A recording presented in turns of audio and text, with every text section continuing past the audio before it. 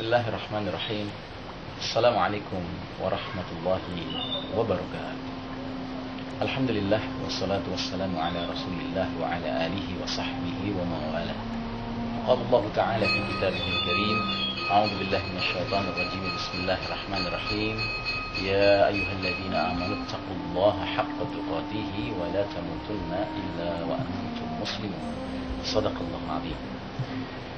Alhamdulillah, kami telah banyak sekali mendapatkan kenikmatan dari Allah Ta'ala, khususnya dalam kaitan dengan pengalaman-pengalaman terapi melalui Tibbun Nabawi, pengobatan cara-cara yang telah dicontohkan oleh Nabi Muhammad SAW. Di antaranya, kami telah mengalami betapa manfaatnya berbekam hijamah yang memang disunnahkan oleh Nabi Muhammad SAW, dan Nabi pun pernah dibekam.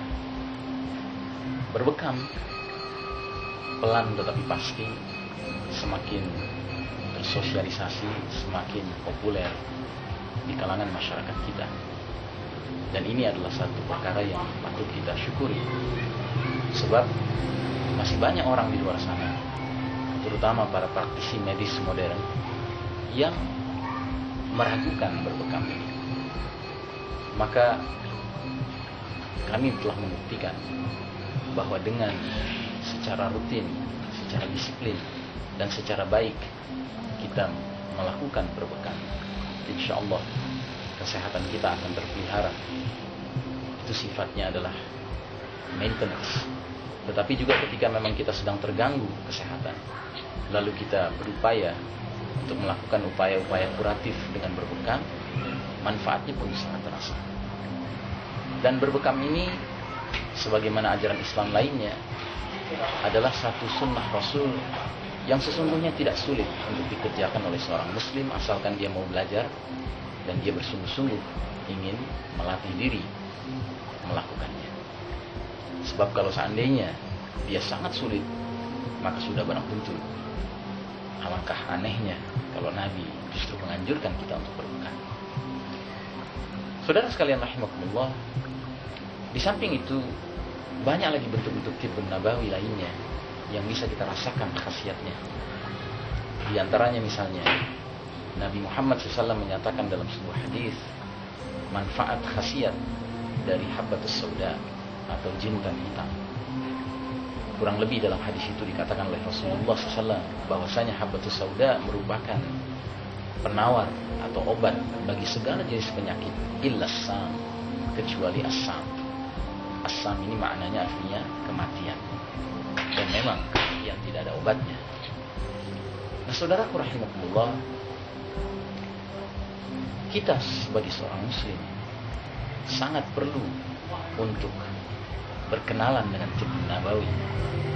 Bahkan lebih jauh daripada itu, kita sangat perlu untuk merasakan manfaat dari Tibbun Nabawi, pengobatan cara Nabi. Mengapa? Karena dewasa ini, kita yang hidup di zaman yang penuh fitnah ini, yang bahkan seorang penulis muslim berkebangsaan Inggris bernama Ahmad Thompson menyebutnya sebagai sebuah sistem Dajjal, maka kita harus waspada, karena tidak ada satupun aspek hidup kita dewasa ini kecuali telah dirasuki oleh Dajjalic values, nilai-nilai Dajjal. Termasuk tanpa kecuali adalah dalam aspek medis, aspek pengobatan.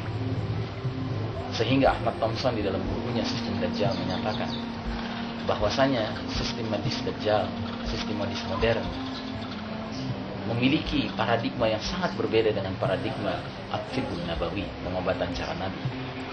Sebagai contoh saja, di dalam Tibbun Nabawi kita mengetahui bahwa berbagai obat-obatan yang Rasulullah SAW dan para sahabat radhiyallahu anhum ajma'in manfaatkan merupakan obat-obat yang alami. Sehingga ada satu riwayat di dalam kitab Tibbun Nabawi karya Ibnul Qayyim yang menyebutkan pernah Nabi Muhammad SAW suatu ketika sakit, lalu kemudian dikirimlah tabib dari Mesir Yang mana ketika tabib itu tiba di kota Madinah, Nabi tidak begitu saja rela dirinya diterapi sebelum meminta para sahabat untuk memeriksa apa obat-obatan yang dibawa oleh tabib ini.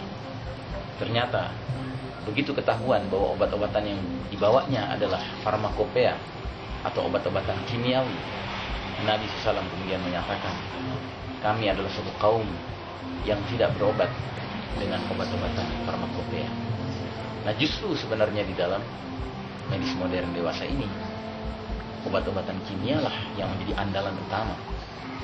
Dan karena obat-obatan kimia begitu diandalkan, kita pun sadar, bahkan para insan medis pun sadar bahwa sebenarnya side effects yang timbul dari obat-obatan ini sangatlah dahsyat, sangatlah bersifat destruktif. Tetapi kemudian banyak orang yang sudah sampai ke tahap berkata, habis mau bagaimana lagi? Ini kan realitanya begitu. Sudah, kita realistis saja. Padahal saudaraku, alhamdulillah, berkat upaya dari sebahagian saudara-saudara kita yang berusaha gigih untuk mendalami kembali, menelusuri kembali, mengkaji kembali bagaimana sebenarnya tibbun nabawi, pengobatan yang ditawarkan oleh Islam, yang dicontohkan oleh Nabi Muhammad SAW. Kita pun sekarang menemukan alternatif yang insya Allah, jika semua ini terus dikembangkan dengan kesungguhan dan rasa tanggung jawab untuk mengejar ridha Allah Ta'ala dan memberikan manfaat perbaikan kepada masyarakat luas, mudah-mudahan akan luar biasa menjadi solusi daripada kita terus-menerus terima saja untuk diobati dengan obat-obat yang pada hakikatnya justru semakin merusak apa-apa yang ada dalam diri kita. Atau contoh lainnya misalnya, paradigma pengobatan modern yang sedemikian rupa berusaha keras untuk menyembuhkan orang dan memanjangkan usia manusia di dunia ini, akhirnya ada suatu tindakan yang sifatnya zalim dilakukan kepada pasien dan keluarga pasien. Sebagai contoh misalnya, jika seorang pasien sudah sedemikian gawat, maka di dalam sistem medis modern, dia harus dimasukkan ke dalam ruangan yang bernama ICU, Intensive Care Unit.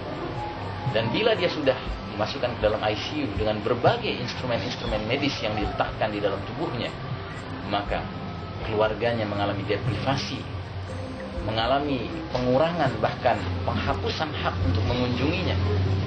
Padahal dalam keadaan seperti itu, justru pasien sangat membutuhkan didampingi oleh keluarganya.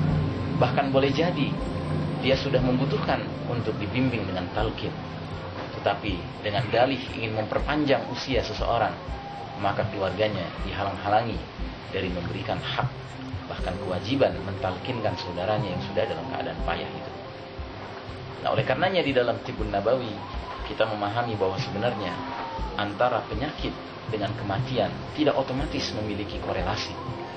Sehingga jika kita melihat seseorang sudah sangat payah, kemudian kita memandang alangkah baiknya orang ini sudah mulai kita bimbing dengan tauhid, dengan kalimat tauhid, dengan talqin, itu bukan berarti kita mengharapkan kematiannya disegerakan, tidak. Tetapi kita mengharapkan orang ini jangan sampai meninggalkan dunia tanpa bimbingan kalimat thayyibah. Adapun seandainya setelah kita bimbing ternyata kita keliru dalam menilai, ternyata Allah masih panjangkan usianya, gak ada ruginya orang mendapatkan talqin. Tetapi di dalam sistem medis modern, hal ini menjadi niscaya, menjadi mustahil bahkan. Nah, jadi saudaraku rahimakumullah, tibbun nabawi sudah sepantasnya kita umat Islam coba untuk hidupkan. Dan kalau bukan kita yang berusaha menghidupkannya dan berusaha mempromosikannya, mendakwahkannya, lantas siapa lagi? Alangkah ironisnya bila mana orang-orang di luar Islam, orang Cina misalnya, lebih percaya dengan berbekam daripada seorang muslim sekalipun. Alangkah anehnya bila mana orang-orang Yahudi lebih percaya dengan habbatus sauda daripada kita sendiri. Alangkah anehnya bila mana orang kafir lebih percaya dengan madu dan khasiat-khasiatnya daripada kita umat Islam, yang padahal kitab suci umat Islam Al-Quranul Karim telah menyebutkan bahwa madu itu merupakan asy-syifa min indillah, salah satu bentuk penawar yang terbaik dari sisi Allah Ta'ala. Semoga kita termasuk hamba-hamba Allah, orang-orang beriman yang dipilih Allah untuk bersemangat menghidupkan tibbun nabawi ketika masyarakat luas sudah tenggelam di dalam sistem kedokteran modern yang pada hakikatnya sangat diwarnai, sangat dilandasi oleh paradigma-paradigma yang berasal dari nilai-nilai yang jauh dari al-Islam. Nilai-nilai materialisme, nilai-nilai sekularisme, nilai-nilai yang hanya memandang manusia sebagai objek, pasien sebagai objek. Demikianlah, mudah-mudahan ada manfaatnya. Wassalamualaikum warahmatullahi wabarakatuh.